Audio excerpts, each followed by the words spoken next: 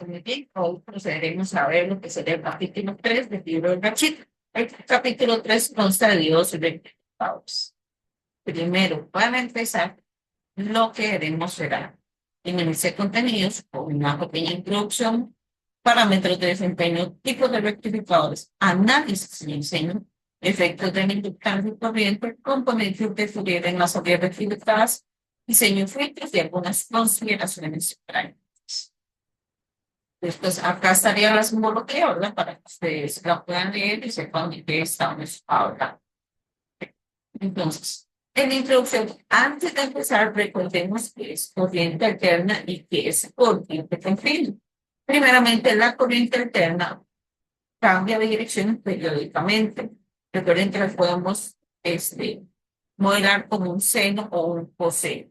En la práctica, lo que significa esto es que los electrones van a estar oscilando hacia adelante y hacia atrás en el circuito, en lugar de fluir en una dirección constante.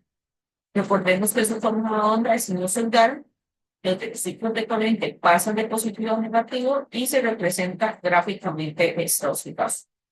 Ahora, ya viendo que es corriente alterna, podríamos ver lo que es corriente continua, que sería la que acá dice CD, pero debería ser realmente CC. En este tipo de corriente, los electrones fluyen en una sola dirección, de forma que esta corriente es más adecuada para dispositivos electrónicos que requieren una alimentación constante, como baterías o motores de corriente continua. La forma de onda de la corriente continua es una onda lineal, es decir, es una línea constante en una sola dirección. Entonces, recordando esto y viendo que hay convertidores de corriente alterna a corriente continua, convertidor de valor absoluto, hay dos tipos, monofásicos y trifásicos, ustedes preguntan, bueno, entonces, ¿qué es un convertidor o un rectificador en este caso? Es el proceso, el rectificador, como bien lo dice la figura, es el proceso de convertir una señal de corriente alterna a corriente continua. Los rectificadores van a realizar esta conversión al permitir que la corriente fluya en una sola dirección. ¿Qué significa esto? Que vamos a bloquear el paso de los ciclos negativos o invirtiéndolos para mantener una señal de salida continua.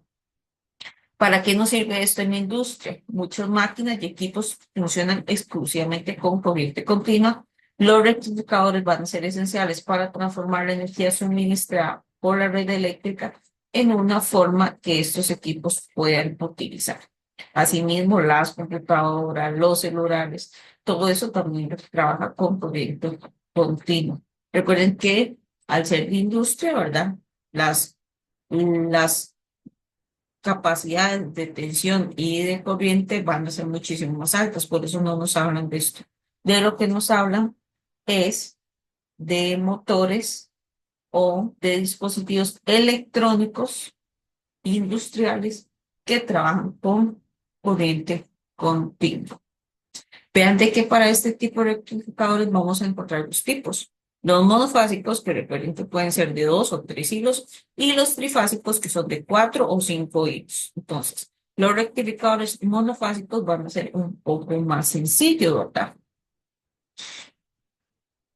Ya que no, pero estos no se suelen utilizar en la industria. Mientras que en función de su sencillez, vamos a considerar los diodos ideales, es decir, el tiempo de recuperación inversa y la pérdida de atención en el sentido directo son insignificantes. Vean que entonces vamos a encontrar rectificadores monofásicos, que eran los que les estaba hablando ahora, van a utilizar una sola fase de corriente alterna, son más simples, son más económicos, ideales para aplicaciones de baja potencia, pero no son los que se suelen usar en la industria, ya que en las industrias solemos utilizar fuentes trifásicas o alimentadores trifásicos. Entonces, estas van a utilizar 3 fases de corriente alterna, ¿verdad? Recordemos que son 5 hilos, 3 vivos, neutro y tierra, ¿verdad? Que van a estar desfasadas entre ellas 120 grados.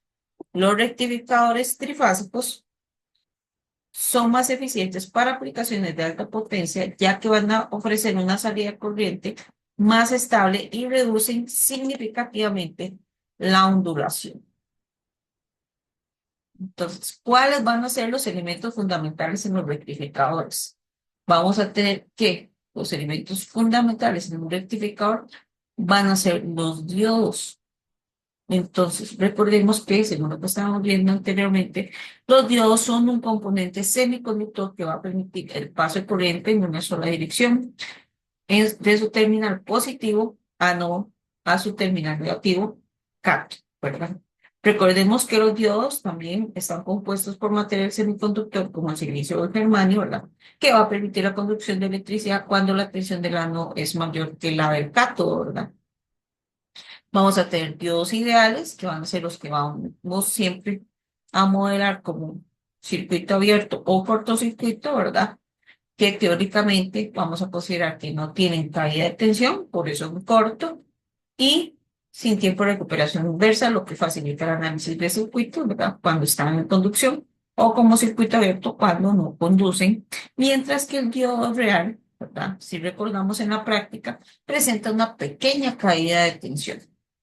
Es 0,7 en silicio, 0,3 en germanio y así sucesivamente dependiendo del material. Y va a requerir un tiempo para pasar de la conducción a la no conducción, lo que puede afectar el rendimiento en ciertas aplicaciones de alta velocidad, ¿verdad? Que eso lo estábamos viendo en el capítulo anterior. Entonces, ¿cuáles son los parámetros de desempeño que necesitamos ver con respecto a un rectificador?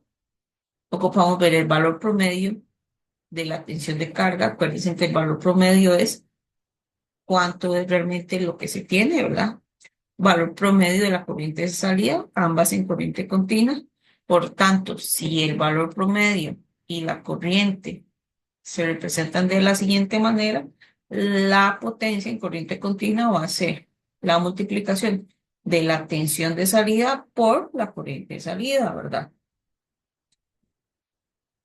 Tomemos en cuenta que el valor promedio de la tensión de salida, ¿verdad? Es que matemáticamente se calcula integrando la forma de onda de la salida sobre un ciclo y dividiéndolo por el periodo. La importancia de este valor promedio es que nos va a indicar el nivel de tensión que el circuito de salida, como una batería o un motor, recibe de manera constante. Mientras que el valor promedio de la corriente de salida, que era lo que estamos viendo acá, el ICC, ¿verdad? Va a tener que, para poder sacarlo, vamos a calcularlo integrando la corriente de salida sobre el ciclo y dividiendo por el periodo. La relevancia práctica de esto es que es el valor esencial para dimensionar la carga y los elementos de protección, fusibles, interruptores, termomagnéticos, ¿verdad? Del circuito, asegurando que pueden soportar la corriente promedio sin riesgo de falla. Ahora, la potencia en corriente continua de salida, ¿verdad? Que es calculada por la tensión de salida, tensión promedio de salida por el valor de la corriente promedio continua de salida, ¿verdad? Lo que representa la potencia que efectivamente se convierte y se entrega en corriente continua, ¿verdad? También vamos a tener la corriente, bueno, la potencia, la corriente, ¿sí? Y RMS, ¿verdad? Que esa corriente es la corriente efectiva, ¿verdad? De salida y vamos a tener que el valor de la raíz media cuadrática de la tensión va a ser el VRMS. Por tanto, la potencia en corriente alterna se van a utilizar calculando los valores RMS de la tensión y de la corriente y esta va a ser la potencia suministrada desde la fuente antes de ser rectificada. Entonces vean que esta va a ser la de salida y esta es la que nos da la fuente. Por tanto, la eficiencia o la relación de rectificación en este caso va a ser la salida entre la entrada. También lo podemos ver como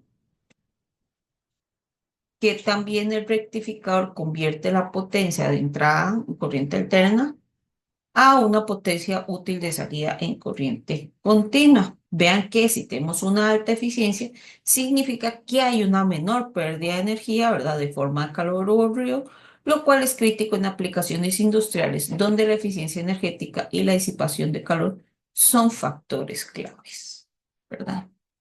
También vamos a tener, vean de que aquí para obtener cuánto es el valor eficaz de CA, ¿verdad? Este, utilizamos el RMS menos el de corriente continua, ¿verdad? Entonces podríamos tener que el valor eficaz en corriente alterna va a ser el valor de la raíz cuadrática promedio menos el valor, en este caso promedio de la corriente continua. Vean de que al fin y al cabo esto es un vector, ¿verdad? El factor de forma vamos a tener que entonces va a ser el valor RMS, ¿verdad? El valor eficaz entre la tensión de corriente continua, ¿verdad?